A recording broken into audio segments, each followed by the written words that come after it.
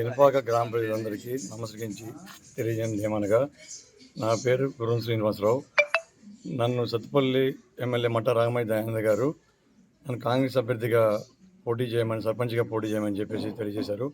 అదేవిధంగా పెనుపాకలో all parties TDP, CPM, CPI Congress అభ్యర్థిగా బలపరిచి నన్ను ముందుకు నడవాలని చెప్పేసి, మీరైతేనే బాగుంటుందని చెప్పేసి చెప్పడం జరిగింది. అదేవిధంగా కాంగ్రెస్ గవర్నమెంట్ వచ్చిన తర్వాత పెనుపాకలో అన్ని పనులు మంచిగా జరిగినాయని చెప్పేసి, గ్రామ అభివృద్ధి బాగా జరిగినాయని చెప్పేసి అందరికి చెప్పడం జరిగింది. నాకున్న ఎమ్మెల్యే గారితో ఉన్న సంబంధాల వల్ల ఎమ్మెల్యే గారికి నేను కూడా ఒక ముఖ్య అనుచరుడిగా ఉండటం నాకు కూడా అది అదృష్టంగా భావిస్తున్నాను. నేను ఏది అడిగినా కూడా నన్ను కాదు అని అందరూ. పెనుపాకకి ఏది అడిగినా కూడా అన్నిటికీ ముందుంటారు.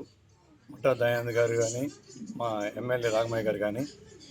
అదేవిధంగా సీసీ రోడ్లు కూడా మొత్తం ₹1,00,00,000 వరకు ఇప్పటికీ కాంగ్రెస్ గవర్నమెంట్ ఇచ్చిన తర్వాత వర్కులు జరగడం జరిగింది.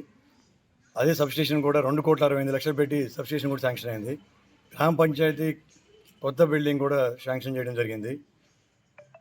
ముందు ఈ కాంగ్రెస్ గవర్నమెంట్ ఇచ్చిన తర్వాత ఎన్ని అభివృద్ధి పనులు చేయడం జరిగింది.